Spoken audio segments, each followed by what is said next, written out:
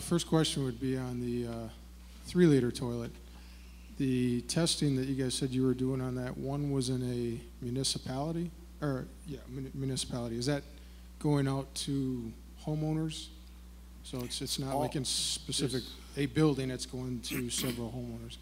And then the nursing home, was that considered a multi-volume type of installation, or would that be more of kind of your smaller nursing home where you have a couple of toilets to There was spread out through the 250 totally, 250 units installed. In one building? No, in 5 buildings, about 50 in each building. Okay, so you are going to have multiple lines flushing 3 liters per flush. Yeah. Obviously, we know that 3 liters can flush bulk waste. The real question is going to be that full flush not being there to clear out the line, so then your drain line carryout is going to be the #1 question in that study, which I'm sure you guys are looking at that. Yeah. Well, first of all, let me add that all of the installations occurring here in Southern California are in single-family homes. Okay, so we have multifamily and single-family. Okay. With respect to the need for 1.6 gallons, that's where you would see double flushing. And there's always going to be double flushing. We don't say that you'll never need to double flush a 0.8 gallon toilet. So, and that will show up in the data that we're collecting as we do the field studies and customer surveys that we're doing at the same time. Mm-hmm. The other question I was on the retrofit. In the test that you did on that, did you actually use several bowls of existing installations, or did you just choose one? In the lab. No, we did 2 3.5s and I believe 4 1.6 toilets, but all in the lab, none. Okay. But I should point out, as I was doing the testing, I got an email from somebody asking me, have you tested the MGSI valve? Because it works like a charm. And so I thought it was the manufacturer sending me an email via somebody else to trick me. But it didn't look like that, but I thought he was so positive about it, so I just said, yeah, we're testing. Thanks. And that was it. Then he came back and he said, because I've installed 2 of them and they work great. So I emailed back and just said, where are you from? And then he gave me his phone number and everything. So he's from the east coast of Canada. He had bought them at Canadian Tire. He said the first one, it took him 15 minutes to install. The second one took him about 8. He actually was so zealous that he marked with markers where the water levels was, took buckets of water and poured it in. He was telling me how much water he had saved and everything like that. So I said, no, we are doing the testing. So the testing, you guys didn't test that in the field yet, or you are testing it right now? It's being tested. Being tested in the field, yeah. And Boston, was it in Boston? In the Boston area, they put them in hundreds of suites. Okay. So. And in Southern California. That was a 3.5 gallon toilet or a 1.6? I believe it was a 1.6. It is 1.6, okay. But you guys have a report coming out on that? Yep. Okay. I'll wait for that then. Thank you. Get a question in the back.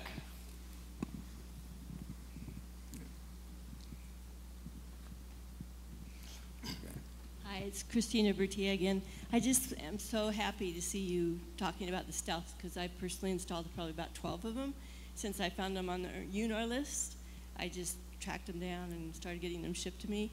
And I have all of the people I've installed them for just saying that they love their toilets. There you go. I'm glad we put it #1 then. Thanks. There was somebody else. Anyone else going once? Now, in Seattle and Denver, the appliance is commercial and residential? Oh, yeah. Dishwashers, washing machines? In Seattle, it's mostly was focused on residential. Okay. And Denver was a mix. And what was dishwashers, washing machines, anything Mostly clothes washers in Seattle. Okay. They were really big on, always have been on clothes washers. And of course, second to toilets, that's one of the bigger uses in the typical home. Mm-hmm.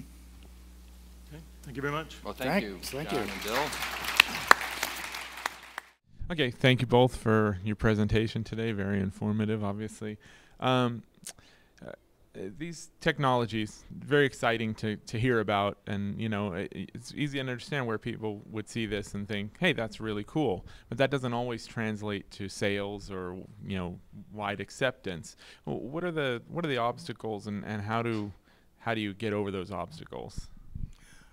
The biggest obstacle on the residential side, in my view, is going to be convincing homeowners and others to save water by using these devices. And the secondary obstacle will be cost on the commercial side.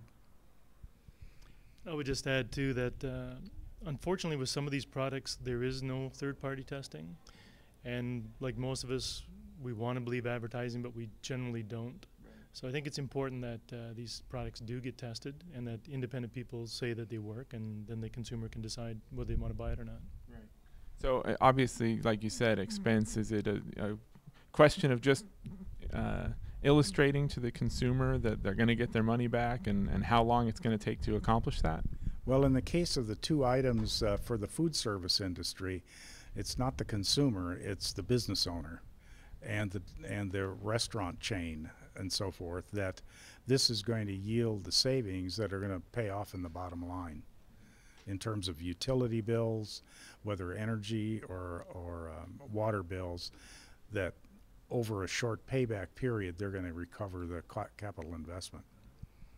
I was just going to add the important thing with all this type of testing that we're doing with WaterSense is that it not only saves water, but it outperforms the existing product. And I think a lot of times that's what the homeowner or the customer is more concerned about, the performance. They want the savings, but they don't want to sacrifice. So that's what we're looking for. Okay. And just in general, the event, the last couple days, your thoughts on what it's been like to both present and be a member of the audience? This is probably the best event for finding out what's really going on in terms of technology, new technologies. Many conferences are people presenting their ideas and programs, but this one's about technology, and that's outstanding. Yeah, I agree. It's a fantastic event this year, and I'm from Ontario, Canada. So to come down to Ontario, California, where it's a little bit warmer, is an added bonus for me.